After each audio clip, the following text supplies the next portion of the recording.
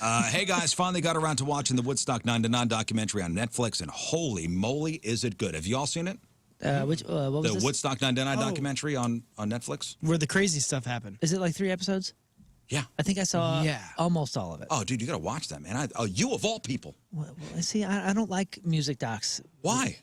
It's history. Yeah. It's more than just a music doc. I've lived my own music doc. I've lived my own history. You know what? Maybe I'll tell you this. Spinal Tap was one of my favorite movies of all time. It really was. Like, we watched the crud out of that thing, 90s, early 2000s, and then all of a sudden, right around the interesting part of a bell curve of my music career, about 2000, I don't know, 8 or 9, things were on the downslope at that point. We were on the bus and we watched Spinal Tap, and I realized that an hour had gone by and I hadn't laughed.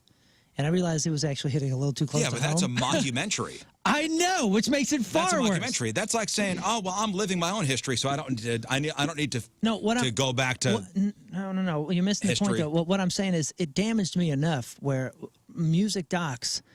I'm picking it apart as far as like the presentation of it as a production. It's a record. They're putting out a music doc as a record to keep your interest and this and that. But the other parts, like some of it is just.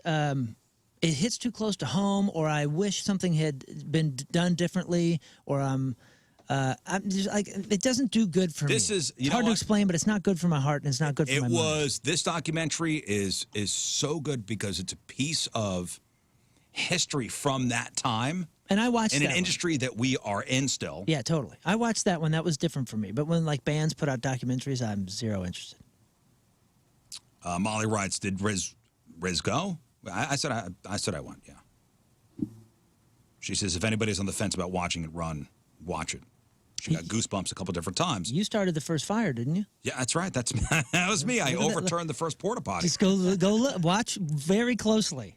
She says, I would love to hear any stories of things that happened while you were there. I mean, if you watch a documentary, that's what happened.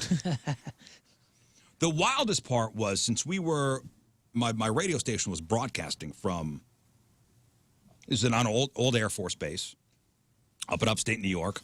And by the time the Chili Peppers had taken the stage, they were the last act of the night.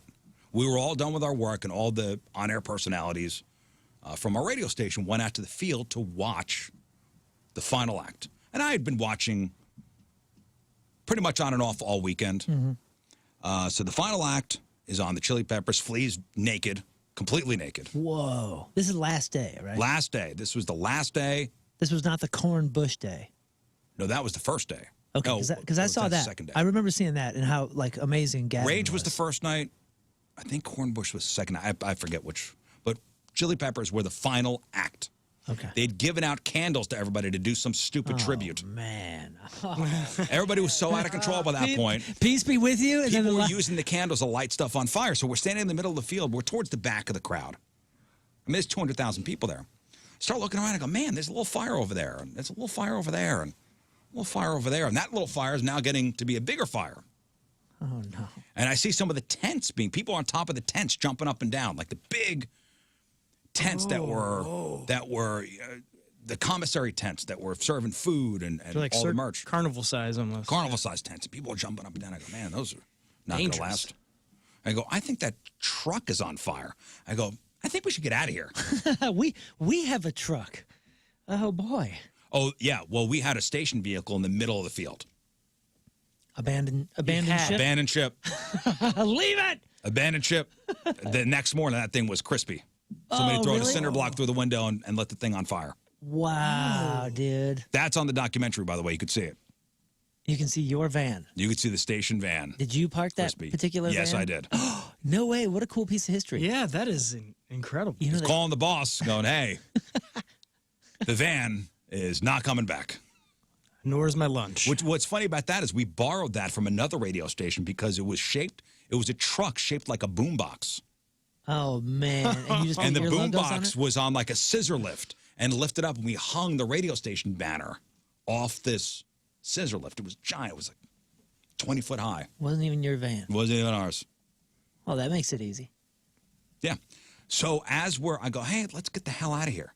So as we're running back to where we got to go, we stayed in the barracks on the base. People were trying to rip the backstage passes off our necks. Like people were grabbing for your lanyard on. Yeah. And people were trying to grab and rip them off. It'd stick them inside our shirts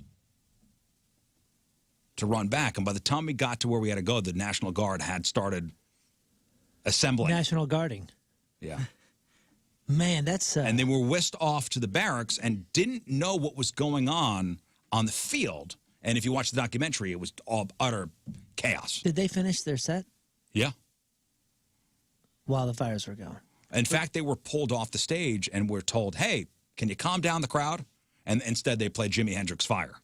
Oh, that's right. See, I must not have finished the documentary, but I did see the whole day about Korn and Bush and whoever came out after them. Like, that was a whole interesting day. Yeah, it's good. It's a good documentary. It is a good documentary. I just remember walking out the next day onto the field after everything was cleared out and we were assessing hey, let me go get the van.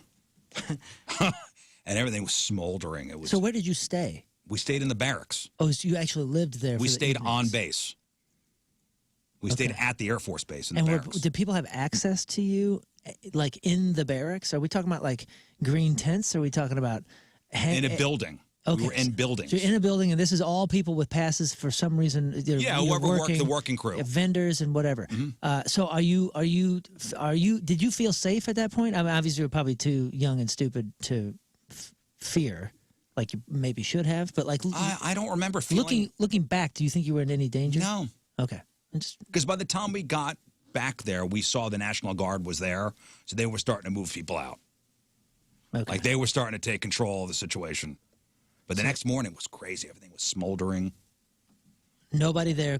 200,000 people gone. It's just the vendors, coming out of the underground, to see what the monster out of the bunker. did. Wow, dude. That's like a horror film.